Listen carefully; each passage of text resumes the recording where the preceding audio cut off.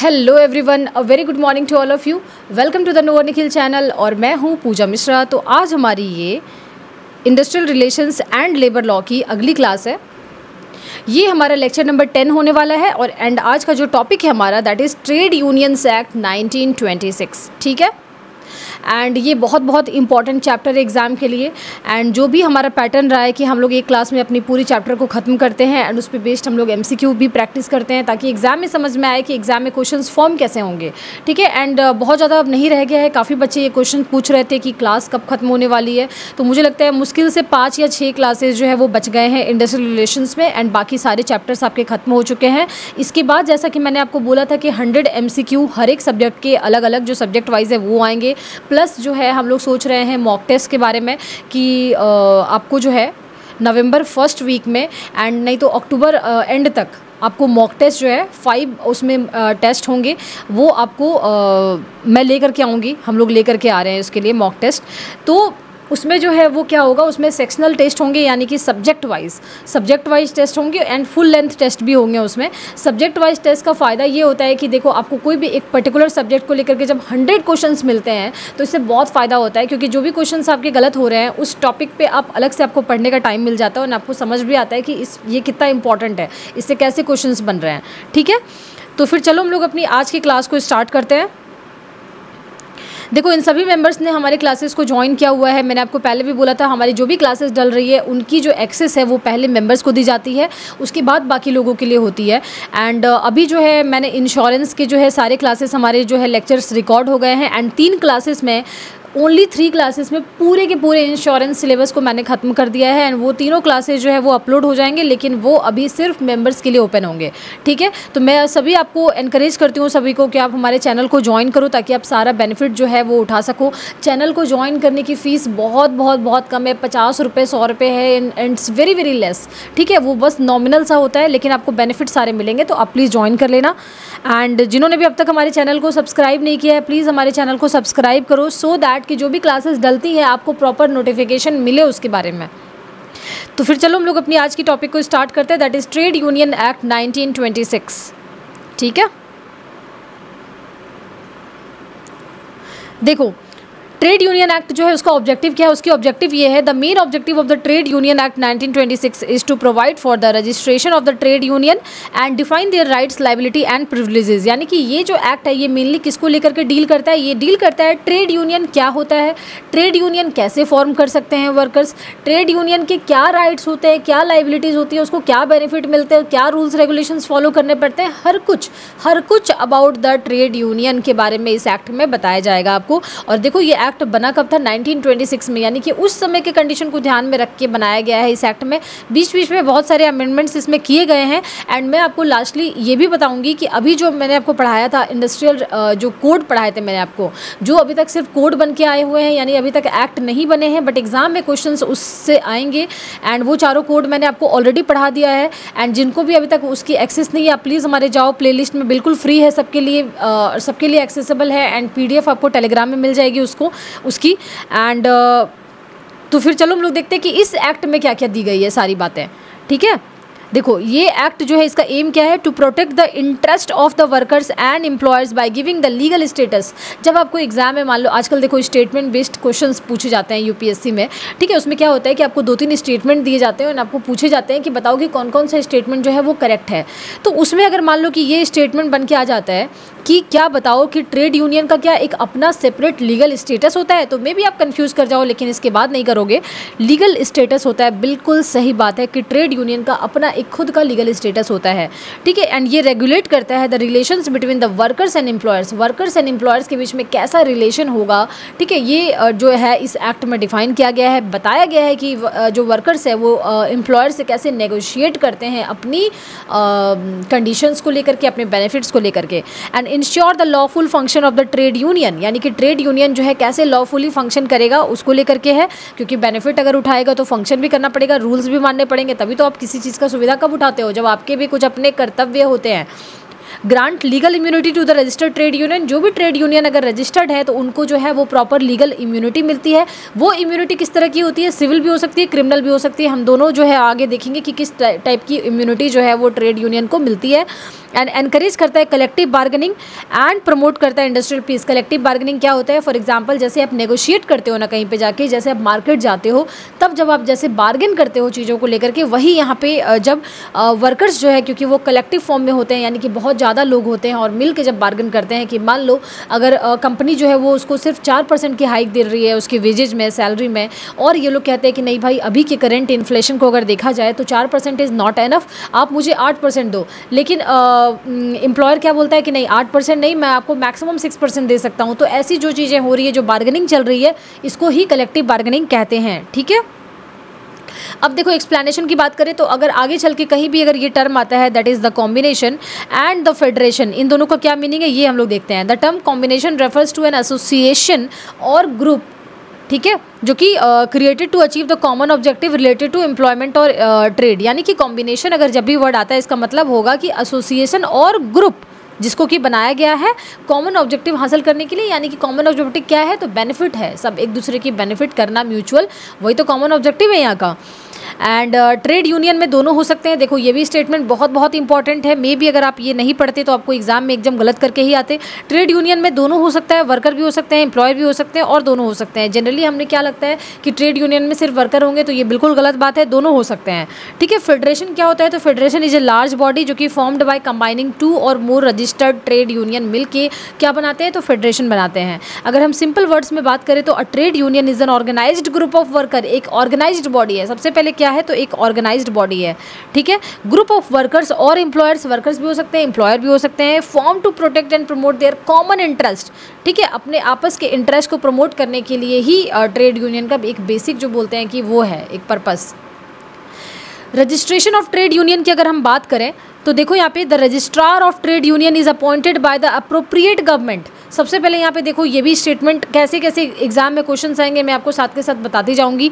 देखो ये यहाँ से इजीली एक स्टेटमेंट जो है वो फ्रेम हो सकता है कि बताओ कि क्या रजिस्ट्रार जो होगा ट्रेड यूनियन का उसको कौन अपॉइंट करेगी। तो हमें क्या लगेगा जनरली कि सेंट्रल गवर्नमेंट करेगी, स्टेट गवर्नमेंट कर सकती है नहीं कर सकती हमें तो पता ही नहीं है। तो देखो यहाँ पे सेंट्रल और स्टेट दोनों ही कर सकती है। ठीक है, रजिस्ट्रार को appoint. The registrar is responsible for, registrar का क्या काम होगा कि वो रजिस्टर करना ट्रेड यूनियन का ये काम है। मेनली क्या काम है, ट्रेड यूनियन को रजिस्टर करना एंड इंश्योर करना कि वो सारे कंप्लायंसेस को फॉलो करता हो। ठीक है, एंड मिनिमम क्या रिक्वायरमेंट है फॉर रजिस्ट्रेशन के लिए, अगर ट्रेड यूनियन को आपको रजिस्टर करना है तो उसके लिए क्या रिक्वायरमेंट है, उसके लिए रिक्वायरमेंट ये है कि मिनिमम नंबर ऑफ एप्लीकेंट यानी कि एटलीस्ट 7 या 7 से ज़्यादा मेंबर होना चाहिए, यानी कि मिनिमम 7 लोग होने चाहिए अगर ट्रेड यूनियन का रजिस्ट्रेशन करना है। तो बहुत ही इंपॉर्टेंट है, फैक्ट है, बिल्कुल आपको दिमाग में इसको याद रखना है, आपको मगअप करना है। ठीक है, मैं आपको जो है अगली क्लास जो होगी मेरी अगली क्लास नहीं तो हो सकता है कि इसके पहले आपको एक स्ट्रैटेजी वीडियो मिलेगी कि आप लास्ट 50 डेज़ में अपने एग्ज़ाम की प्रिपरेशन कैसे कर सकते हो। मैंने बहुत ही ब्यूटीफुली आपको एक ब्लूप्रिंट दिया है कि आप कैसे उसकी तैयारी को अपनी प्लान बना सकते हो, कैसे चार्ट आउट कर सकते हो, और 3 रिवीजन जो है उसमें हो जाएंगे आपके। तो आप उस वीडियो को जाकर के ज़रूर देखना। ठीक है, एटलीस्ट 7 और more members of the trade union, कम से कम 7 लोग होने चाहिए। दूसरा, मेंबरशिप की कंडीशन की अगर हम बात करें तो एटलीस्ट 10% और 100 worker which ever is less engaged in the establishment और industry must be member of the trade union. देखो यहाँ पे क्या है कि मान लो अगर कंपनी के पास अगर मान लो कि टोटल जो है वो कितने एम्प्लॉई हैं, 500 वर्कर हैं कंपनी के पास, तो उसका 10% कितना होता है, 50 नहीं तो 100 जो भी कम है। तो यहाँ पे क्या एप्लीकेबल हो जाएंगे, 50 जो कि इंगेज्ड है इन द इस्टेब्लिशमेंट और इंडस्ट्री में जो इंगेज्ड हैं वो ज़रूर मेंबर होने चाहिए ट्रेड यूनियन के। यानी कि ऐसा नहीं कि ट्रेड यूनियन बन तो गया है लेकिन वर्कर्स उसके पार्ट ही नहीं है, मिनिमम उसके आधे जो है वो, और या नहीं तो 100 उसके पार्ट जो है वो पार्ट होने चाहिए ट्रेड यूनियन के। अब देखो यहाँ पे एप्लीकेशन फॉर रजिस्ट्रेशन, जब एप्लीकेशन जाएगा रजिस्ट्रेशन होने के लिए ट्रेड यूनियन के लिए तो उस एप्लीकेशन में क्या क्या होना चाहिए, तो name and address of the trade union, trade union का क्या नाम होने वाला है, उसका एड्रेस क्या होगा, title, name, edges and addresses of the office bearer, यानी उसमें जो जो मेंबर्स हैं उसके कौन कौन से उसके नाम क्या है, उसका क्या एज है, क्या एड्रेस है। A copy of the rules of the trade union, trade union का अपना एक मेमोरेंडम ऑफ एसोसिएशन या आर्टिकल ऑफ एसोसिएशन जैसे होता है ना कि वो क्या क्या रूल फॉलो करने वाला है, क्या अपने आपस में क्या उसने बनाए हुए हैं रूल्स एंड बायलॉज, उसकी एक copy, and statement of the total membership and the name of the establishment, जिससे ऑब्वियसली कंपनी के नेम जो हैं जिसके वो बिलोंग करते हैं, ये सब कुछ देना पड़ेगा रजिस्ट्रेशन के लिए। लीगल स्टेटस आफ्टर रजिस्ट्रेशन, जब एक बार रजिस्ट्रेशन हो जाएगा तब क्या होगा, एक बार रजिस्टर्ड हो गया तो ट्रेड यूनियन जो है वो एक बॉडी कॉर्पोरेट बन जाता है। इस स्टेटमेंट से इटसेल्फ एक स्टेटमेंट बन सकता है एग्जाम के लिए कि क्या बताओ ट्रेड यूनियन की जो स्टेटस है वो लीगल होती है, यस करेक्ट। क्या उसकी स्टेटस एक बॉडी कॉर्पोरेट की होती है, तो बिल्कुल करेक्ट, ठीक है। With perpetual succession, perpetual succession मैंने आपको अकाउंट्स में भी बताया हुआ है, इसका मतलब होता है गोइंग कंसर्न, यानी कि हम ये मान के चलेंगे कि वो हमेशा कैरी ऑन होगी, यानी हमेशा के लिए कंपनी बनी है वो हमेशा ही चलेगी, ठीक है। एंड हमेशा ही चलेगी का मतलब है कि नियर फ्यूचर में, अभी ऐसा नहीं कि 5 साल 10 साल में ख़त्म हो जाएगी, अभी फ़िलहाल जब तक है सांस, वो वाला हाल है, जब तक है सांस तब तक चलेगी। अ कॉमन सील होगा उसका एक, अगर बॉडी कॉर्पोरेट बन जाती है तो उसका एक सील, एक स्टाम्प कहते हैं ना, वो होगा। And power to acquire and hold property, यानी कि ये सोचो कितनी बड़ी बात है, इससे एग्ज़ाम में आप बिल्कुल कन्फ्यूज हो जाओगे अगर आपने ये नहीं पढ़ा होता कि ट्रेड यूनियन जो है वो एक खुद का अक्वायर कर सकता है और होल्ड कर सकता है, प्रॉपर्टी अक्वायर कर सकता है, खरीद सकता है। Power to enter into contracts, वो खुद अपने दम पे कॉन्ट्रैक्ट साइन कर सकता है। Power to sue and be sued in the registered name, वो किसी को सू कर सकता है, यानी कि किसी पे केस कर सकता है, एंड उस पे भी हो सकता है, दोनों। लीगल स्टेटस की अगर हम बात करें तो a registered trade union is recognised as a legal entity, ये मैंने आपको पहले भी बता दिया कि उसका स्टेटस जो है वो लीगल स्टेटस होगा। एंड एक बार अगर रजिस्टर्ड हो गया तो it becomes a body corporate with perpetual succession, common seal वगैरह सब कुछ, ठीक है। ये एंटर कर सकता है कॉन्ट्रैक्ट में। इन शॉर्ट अगर हम बात करें तो रजिस्टर्ड ट्रेड यूनियन जो है वो इंजॉय करता है एक इंडिपेंडेंट लीगल एग्जिस्टेंस, खुद की अपनी एक उसकी लीगल एग्जिस्टेंस है, ठीक है, separate from the members. And right and privileges की अगर हम बात करें कि एक ट्रेड यूनियन जो कि रजिस्टर्ड होता है उसके क्या राइट्स एंड ये प्रिविलेजेस होते हैं। सबसे पहले अगर देखो तो इम्यूनिटी मिलती है उसको सिविल एंड क्रिमिनल लाइबिलिटी से, ये बहुत ही इंपॉर्टेंट है। आप देखो यहाँ पे क्रिमिनल इम्यूनिटी क्या होती है, मेंबर्स एंड ऑफिस बियरर, जो भी उसके मेंबर्स होते हैं ट्रेड यूनियन के, उसको वो जो है वो प्रोटेक्टेड होते हैं, यानी कि सुरक्षित होते हैं बिल्कुल। Prosecution for the criminal conspiracy, अगर मान लो कि उसने जो है ऐसा हो गया कि वो देखो ट्रेड यूनियन बनाए क्यों जाते हैं, ताकि ट्रेड डिस्प्यूट ना हो, उससे रिलेटेड ही अगर उसने कोई काम किए हैं एंड उसको लेकर के अगर कोई मान लो केस कर देता है, क्रिमिनल केस उस पर चढ़ जाता है, तो वो बिल्कुल भी उसको इम्यूनिटी है कि ऐसा कुछ भी उस पर एप्लीकेबल नहीं होगा, ठीक है। For example calling a strike in connection with the working condition, मान लो कि अगर वर्किंग कंडीशन कंपनी में ख़राब है, उसको लेकर के उसने कुछ हड़ताल वड़ताल कर दिया ट्रेड यूनियन ने, इसको लेकर के उस पर क्रिमिनल चार्ज आप नहीं लगा सकते हो, क्योंकि इसी के लिए वो फॉर्म हुआ है ताकि वो वर्कर्स के इंटरेस्ट को प्रोटेक्ट कर सके, ठीक है। तो यहाँ पे इसको क्रिमिनल इम्यूनिटी मिल रही है, समझ में आया। अब देखो यहाँ पे सिविल इम्यूनिटी किस तरह से मिलेगी, a trade union is protected from the civil suits for acts done in contemplation, और इतना मान लो कि ट्रेड डिस्प्यूट से रिलेटेड ही अगर उसने कुछ भी ऐसा किया है, उसको सिविल मतलब उस पर सिविल इम्यूनिटी भी है, कोई भी उस पर सूट्स वगैरह, वो जो मान लो किसी ने केस कर दिया, उस पर सू कर दिया कि भाई 5 करोड़ रुपए देने हैं, तो ये सब एप्लीकेबल नहीं होगा अनटिल एंड अनलेस अगर उसने वही काम किया है जो उसके बायलॉज में है, यानी कि अगर ट्रेड डिस्प्यूट से रिलेटेड, अगर वर्किंग कंडीशन से रिलेटेड, इन सब से रिलेटेड अगर कुछ भी वो कर रहा है तो उसको सिविल इम्यूनिटी दी जाएगी, ठीक है। वरना कोई भी केस करता रहेगा और वो फंस जाएंगे और फिर वो लोग अपनी जो जिस मोटिव से बनाए गए हैं वो पूरा ही नहीं हो पाएगा। Right to create a political fund, यानी कि एक रजिस्टर्ड ट्रेड यूनियन जो है वो मेंटेन कर सकता है एक separate political fund for political activities के लिए, ठीक है। मान लो किसी को सपोर्ट करना है, कुछ भी करना है, तो वो एक पॉलिटिकल फंड को मेंटेन कर सकता है, ये भी इंपॉर्टेंट है एग्जाम में स्टेटमेंट के लिए, ठीक है। कंट्रीब्यूशन जो है वो वॉलंटरी, ऐसा नहीं है कि आप मेंबर्स उसमें ट्रेड यूनियन के जो भी मेंबर है, आप क्या करोगे, आपने डिसाइड किया कि कोई पॉलिटिकल पार्टी को आपको जो है कंट्रीब्यूशन देना है, तो आप सबसे जो है वो मैंडेटली पैसे ले रहे हो कि भाई सब लोग 1000 रुपये करके दो, नहीं, कंट्रीब्यूशन ये है वॉलंटरी है, जिसको देना है वो देंगे, जिसको नहीं देना है वो नहीं देंगे, ठीक है। दूसरा क्या है, right to inspect books and accounts, यानी कि मेंबर्स जो होंगे ट्रेड यूनियन के, उसको जो है वो राइट है कि वो यूनियन का जो अपना बुक्स एंड अकाउंट्स है, क्योंकि मैंने आपको बोला कि ये एक सेपरेट बॉडी कॉर्पोरेट है, इसका एक सेपरेट लीगल एग्जिस्टेंस है, यानी इसका खुद का अपना एक बुक्स ऑफ अकाउंट्स भी होगा, उसको जो है वो मेंबर्स लोग जो है वो इंस्पेक्ट कर सकते हैं, देख सकते हैं कि भाई इसने क्या क्या मेंटेन किया है हमारी इंटरेस्ट को ध्यान में रखते हुए। Right to represent the workers, यानी कि एक रजिस्टर्ड ट्रेड यूनियन जो होगा उसके पास ये राइट है कि वो वर्कर्स को रिप्रेजेंट करे इन इंडस्ट्रियल डिस्प्यूट्स में, नेगोशिएशन में एंड कलेक्टिव बार्गेनिंग में। ऑब्वियसली यही काम है उसका, ट्रेड यूनियन का यही काम है कि वो वर्कर्स को रिप्रेजेंट करता है, ठीक है। अब देखते हैं हम लोग ड्यूटीज़ एंड लाइबिलिटीज़ क्या है, एक रजिस्टर्ड ट्रेड यूनियन का क्या ड्यूटीज़ एंड लाइबिलिटीज़ है।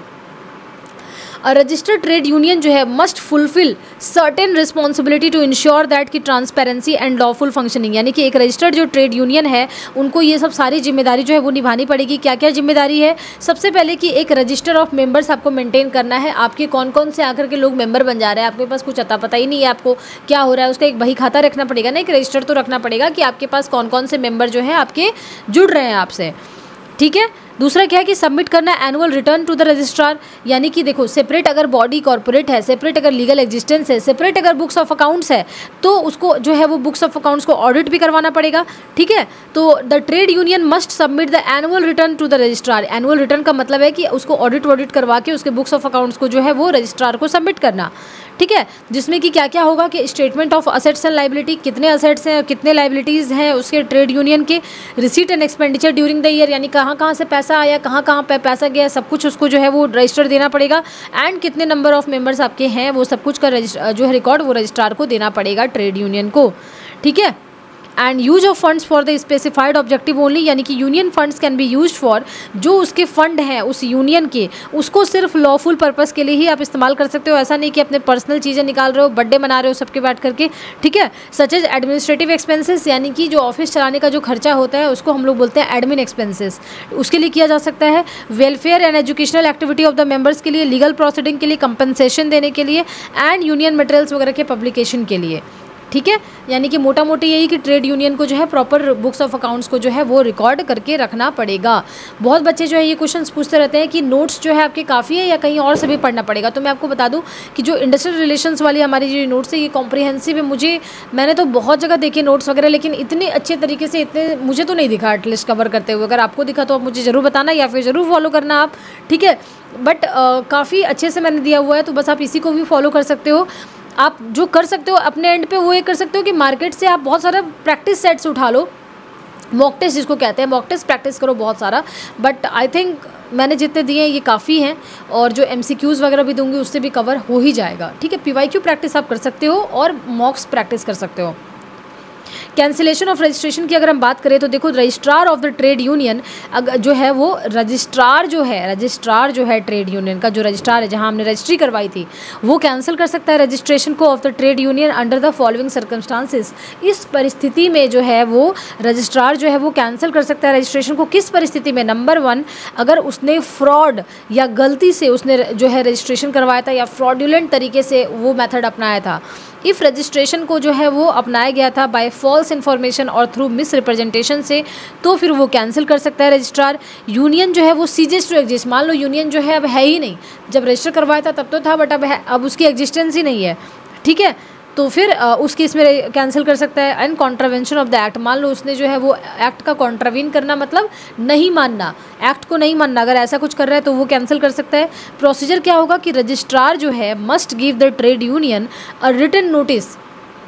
द रजिस्ट्रार जो है वो must give the trade union को एक ऐसा नहीं है कि मान लो कि उसने जो है रजिस्ट्रार ने डिसाइड कर लिया कि भाई ट्रेड यूनियन को तो हटाना है तो वो खुद ही हटा दिया, उसने कुछ बताया नहीं। भाई कुछ तो बताओगे, इन्फॉर्म तो करोगे कि हटा रहे हो, तो वही इन्फॉर्म किया जा रहा है यहाँ पे रिटन नोटिस के जरिए, ठीक है। And provides an opportunity to be heard, एक बार सुनने का मौका तो भगवान भी देता है यार, एक बार सुनने का मौका तो दो कि ऐसे क्या समझ के कैंसिल कर रहे हो, मुझसे पूछो तो सही एक बार, ठीक है। तो अपॉर्चुनिटी टू बी हर्ड उसी को कहते हैं कि एक बार सुनने का मौका देना सामने वाले को, ठीक है। इन शॉर्ट अगर हम बात करें तो ट्रेड यूनियंस का रजिस्ट्रेशन जो है उसको कैंसिल किया जा सकता है अगर उसको फ्रॉड के तरीके से हासिल किया गया है, अगर वो एग्जिस्टेंस में नहीं है और अगर उसने लॉ की वायलेशन की है तो।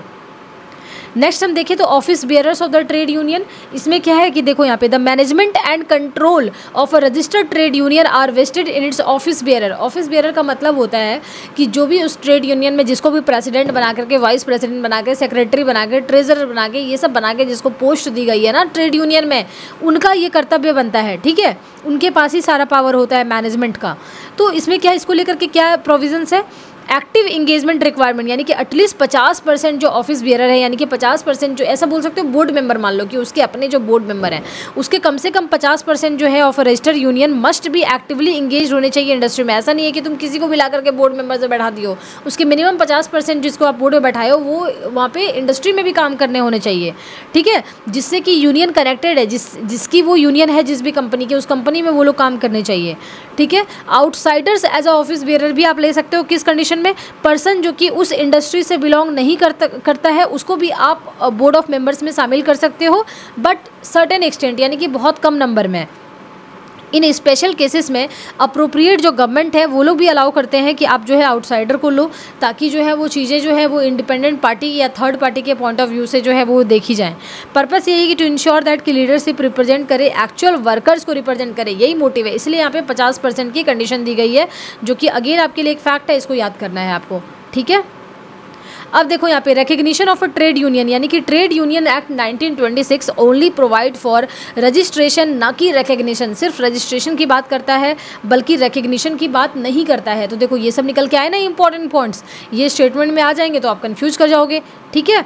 रिकग्निशन का मतलब होता है कि formal acceptance of a trade union by an employer, यानी कि एम्प्लॉयर जो है वो मानता है कि ये ट्रेड यूनियन है, वो उसको एक्सेप्ट करता है, इसको कहते हैं रिकग्नाइज करना, रिकग्निशन, ठीक है। ऐसा कोई कंपलसरी रिकग्निशन एम्प्लॉयर के पास नहीं है कि आपको मानना ही मानना पड़ेगा। एम्प्लॉयर के पास ऐसी कोई जो है वो ड्यूटी बाइंड वो नहीं है। The procedure for the recognition क्या है, तो स्टेट लॉ जो है अपने अपने स्टेट लॉ है इसके अकॉर्डिंग, और नहीं तो इंडस्ट्रियल रिलेशन कोड जो है 2020, जिसमें कि ट्रेड यूनियन इसको जो एक्ट है इसको जो है सबमर्ज किया गया इसी कोड में, उसमें ये जो है वो which aims to bring uniformity in the recognition process को लेकर के इसने बात करी हुई है। पेनल्टीज़ की अगर हम बात कर लें तो देखो आप क्या ऑफेंस करोगे और आपको क्या पेनल्टी मिलेगी। अगर आपने मान लो ऐसे ऑफेंस किया है कि सप्लाइंग फॉल्स इन्फॉर्मेशन और fails to comply with the provision, यानी कि आपने गलत इन्फॉर्मेशन देकर रजिस्टर करवाया है, और नहीं तो मान लो कि आप जो है वो प्रोविजन का फॉलो नहीं करते हो रूल्स एंड रेगुलेशन के, तो आपको फाइन कितने लगेगी, अप टू 5000, ठीक है। देख लो उस समय की एक्ट बनी हुई है ये 1926 के टाइम पे, तो आपको पेनल्टीज़ में दिखेगी 5000, वरना क्या ही है यार, 5000 तो लोग दे करके वॉयलेट कर देंगे। तो उस समय की एक्ट बनी हुई है तो इसको अपडेट ही नहीं किया गया इस अमाउंट को। Failure to submit the annual return, अगर मान लो कि तुमने एनुअल रिटर्न जो है रजिस्ट्रार को सबमिट नहीं किया तो क्या लगेगा, तो fine up to 500 and plus, and का मतलब होता है प्लस, यानी कि ये भी और ये भी 200 रुपये पर वीक आपको देना पड़ेगा जब तक आपकी डिफ़ॉल्ट कंटिन्यू करते हो आप। अमेंडमेंट की अगर हम बात करें तो ट्रेड यूनियन अमेंडमेंट एक्ट 2001 में अमेंड किया गया था। ऑब्वियसली 1926 में जब अगर एक्ट बना है तो उसमें अमेंडमेंट तो करना पड़ेगा, तो इन्होंने इतने साल के बाद किया है, 70-80 साल के बाद जो है इन्होंने अमेंडमेंट लेकर के आया 2001 में। ट्रेड यूनियन एक्ट जो है 1926 को अमेंड किया गया 2001 में, and to make the process of registration को थोड़ा इजी बनाने के लिए क्या क्या चेंजेस किए गए वो भी हम लोग देखते हैं। मिनिमम मेंबरशिप की जो रिक्वायरमेंट थी वो बढ़ा दी गई। 2001 के पहले मिनिमम मेंबर कितने होने चाहिए, हमने पढ़ा भी था 7 होने चाहिए, ठीक है। एंड 2001 के बाद क्या कर दिया गया कि एटलीस्ट 10% और नहीं तो 100 वर्कर्स जो भी कम है वो जो है वो होने चाहिए रजिस्ट्रेशन के टाइम पे, एटलीस्ट 10%, यानी कि मान लो कि अगर 600 लोग अगर काम करते हैं वर्कर वहाँ पे, तो उसके 10% कितने हो जाएंगे, 60 और 100 में जो भी लेस होंगे उतने जो है वो मिनिमम होने चाहिए, ठीक है। यानी कि 7 का रिक्वायरमेंट ये बहुत ही ज़्यादा कम था, इसको हटा दिया गया। And application must still be made by minimum of 7 members, यानी कि एप्लीकेशन डालते समय इतने मेंबर तो होने ही चाहिए। स्ट्रिक्टर कंडीशन की अगर हम बात करें फॉर रजिस्ट्रेशन एंड कैंसिलेशन, तो द अमेंडमेंट जो है वो एम्पावर करता है रजिस्ट्रार को कि वो रजिस्ट्रेशन, ऐसा नहीं है कि जितने भी लोग आएंगे लेकर के उनका हो ही जाएगा, ये मना भी कर सकता है रजिस्ट्रेशन के लिए। This also allow the registrar को टू कैंसिल द रजिस्ट्रेशन, अगर वो फ्रॉड से हासिल कर रहा है कंपनी या फिर अगर वॉयलेशन कर रहा है, तो अगर उससे कर रहा है तो अगर पावर रहेगी इसके पास कैंसिल करने की रजिस्ट्रार के पास, तभी तो ये कर पाएगा। अगर इसको पता चल रहा है कि भाई फ्रॉड तरीके से कर रहा है, गलत तरीके से कर रहा है, तो ये मना कर देगा। इम्प्रूव्ड अकाउंटेबिलिटी, यानी कि अभी की जो कोड है उसमें trade union must maintain the updated membership record and submit the annual return, यानी कि अब जो है वो अकाउंटेबिलिटी बढ़ गई है। अब देखो यहाँ पे इंडस्ट्रियल रिलेशन कोड 2020 जो है इसी में इस एक्ट को डाल दिया गया है, ये वाला जो है ना ये ट्रेड यूनियन एक्ट इसी कोड में डाला गया। अगर आपको मान लो एग्जाम में क्वेश्चन पूछा जाता है कि किस कोड में डाला गया है, आपको ये भी याद रखना है, मैंने आपको पहले भी बताया था, तो इसको याद रख लेना। It subsumes the replaces following 3 major law, इसके अंदर 3 मेजर लॉ आते हैं, that is trade union act, industrial dispute act 1947 and industrial employment act 1946, ठीक है। मेजर प्रोविजन अगर हम बात करें रिलेटेड टू ट्रेड यूनियन, तो हम क्या देखते हैं कि रिकग्निशन जो है ऑफ नेगोशिएटिंग यूनियन और काउंसिल, उसमें क्या है कि द कोड प्रोवाइड्स करता है statutory mechanism for recognition of a negotiating union और इतना council. If there is only one trade union तो there will be the negotiating union भी होना चाहिए, अगर सिर्फ एक ही ट्रेड यूनियन है तो। इफ़ मल्टीपल अगर ट्रेड यूनियन है तो द वन जिसके पास 51% और उससे ज़्यादा वर्कर के सपोर्ट हैं उसको माना जाएगा मेन, ठीक है। मान लो कि बहुत सारे ट्रेड यूनियन, तो किसको आप मानोगे, किससे डील करोगे, तो जिसके पास 51% का और नहीं तो ज़्यादा वर्कर जिसके पास है उसकी बात हम सुनेंगे। If no single union has 51%, मान लो किसी भी यूनियन का 51% नहीं है, तो the negotiating council will be formed with representative from unions having at least 20% support. देखो इसमें बहुत सारे फैक्ट है जो कि आपको याद करने पड़ेंगे। आप अलग से फैक्ट को भी लिख कर रख सकते हो, वॉशरूम की दीवार पे लगा सकते हो जहाँ पे आप इसको बार बार रिविजिट करो, ठीक है। तो फैक्ट बहुत सारे इसलिए मैंने मार्क कर दिए यहाँ पे, तो आप भी इसको मार्क करके बार बार याद करते रहना। इफ़ नो सिंगल यूनियन, अगर मान लो किसी भी सिंगल यूनियन का अगर 50% नहीं है, 51%, तो जो निगोशिएटिंग काउंसिल है उसको जो है बनाया जाएगा कहाँ से, तो 20% सपोर्ट ईच से। मान लो कि 20% करके सारे उससे ले लो ट्रेड यूनियन से, और तब जाके उसको बनाया जाएगा, ठीक है। अब रजिस्ट्रेशन ऑफ ट्रेड यूनियन जो है ये हमने जो है ये देख लिया है, मिनिमम जो है इतने होने चाहिए। डिस्प्यूट की बात करें तो इसमें जो है अभी वाले कोड में इंट्रोड्यूस किया गया है ये कॉन्सिलिएशन ऑफिसर, जो उन लोगों को मीडिएशन करवा सके, काउंसिल करवा सके, यानी हर केस को कोर्ट में जाना जो है वो अनिवार्य नहीं है। वहाँ जाती है तो बस पेंडेंसी बढ़ते जाती है कोर्ट के सामने भी, और जल्दी होता भी नहीं है, तो ट्राइब्यूनल के पास भेज रहे हैं, ठीक है। तो उसी के लिए बोला जा रहा है कि कॉन्सिलिएशन ऑफिसर होंगे, इंडस्ट्रियल ट्राइब्यूनल होंगे, और NCLT national industrial tribunal for faster resolution, ठीक है। नोटिस ऑफ स्ट्राइक की अगर बात करें तो स्ट्राइक और लॉकआउट हमने पहले भी पढ़ा है इसको। अब जो है 60 डेज़ का नोटिस देना पड़ेगा in public utility and public इतना, making the process more regulated. मान लो कि अगर आपको हड़ताल करना है वर्कर्स वगैरह को, तो उसको जो है 60 दिन पहले आपको नोटिस देना पड़ेगा। तो ये एक इम्पॉर्टेंट पॉइंट है, इसको भी आपको जो है वो रट्टा मारना है, ठीक है। अब चलो हम लोग देख लेते हैं कुछ MCQ इसके यहाँ पे हम लोग देख लेते हैं 4-5 या फिर आई थिंक 10 MCQ जो है मैंने डाले हैं इस पर।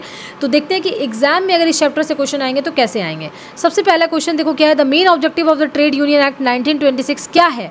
नंबर ए, रेगुलेट करना working hours. Number 2, provide for the registration and protection of union. Number 3, fix करना minimum wages. And number D, control industrial production. आप भी मुझे बता सकते हो, चलो मुझे बताओ आंसर क्या होगा।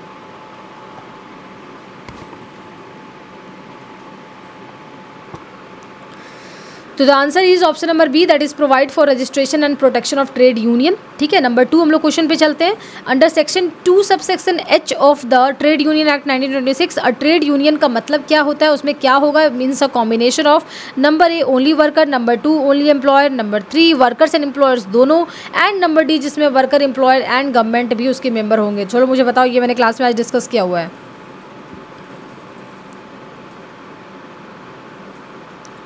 तो मैंने आपको बताया था कि वर्कर्स और एम्प्लॉयर्स दोनों ही होंगे, ठीक है। Minimum number of members require to apply for the registration of a trade union. Number A 5, number B 7, number C 10 and number D 20। बताओ मुझे, ये भी मैंने क्लास में डिस्कस किया आज की।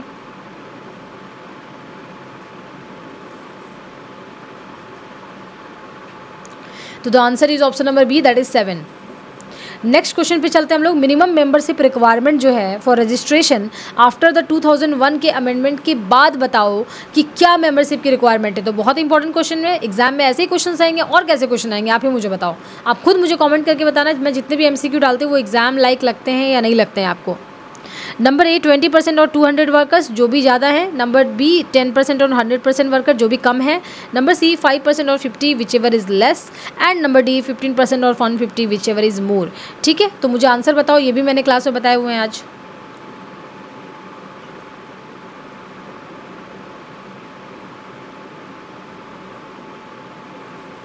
The answer is option number B, that is 10% और 100 विच एवर इज़ लेस, वो हमारा मिनिमम मेंबरशिप रिक्वायरमेंट हो गया है। एग्जाम्पल देके भी मैंने बताया था। नंबर 5 में देखते हैं, हु अपॉइंट्स द रजिस्ट्रार। अब बताओ, रजिस्ट्रार जिसके पास ट्रेड यूनियन जाता है रजिस्टर करवाने के लिए, उसको कौन अपॉइंट करता है। Number A president, number B appropriate government, number C ministry of home affairs and number D supreme court. बताओ कि कौन अपॉइंट करता है उसको।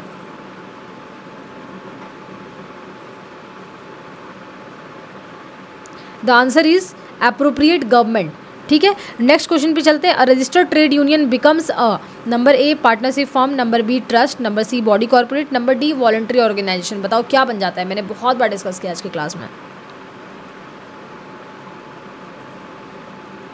तो the answer is number C, that is body corporate. Next question पे हम लोग चलते हैं। Which of the following is not a right of the registered trade union. Right to own property, right to create political fund, right to immunity from the civil liability and right to demand the government funding. बताओ कि कौन सा right नहीं होता है। नहीं, not पे आप स्पेशल ध्यान दोगे, बताओ मुझे।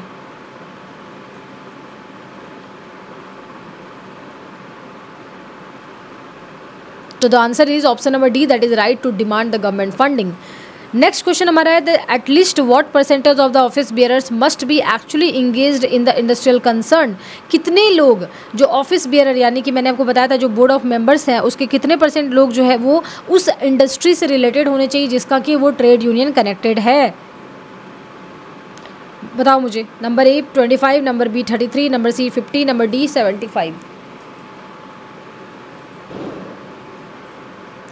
तो the answer is option number C, that is 50%, जो मैंने बताया भी था क्लास में।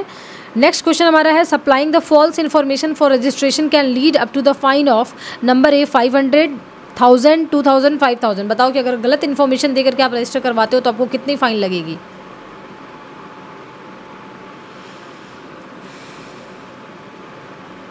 तो the answer is number D, that is 5000। अब आप मुझे खुद बताना, मैं आपको 100 MCQ की ऐसी बुकलेट दूंगी एंड क्वेश्चंस आप देख ही रहो कि कैसे एग्जाम लाइक क्वेश्चंस होते हैं, ठीक है। तो बिल्कुल वैसे ही क्वेश्चंस आप एक्सपेक्ट कर सकते हो उस PDF में भी एंड टेस्ट सीरीज़ में भी।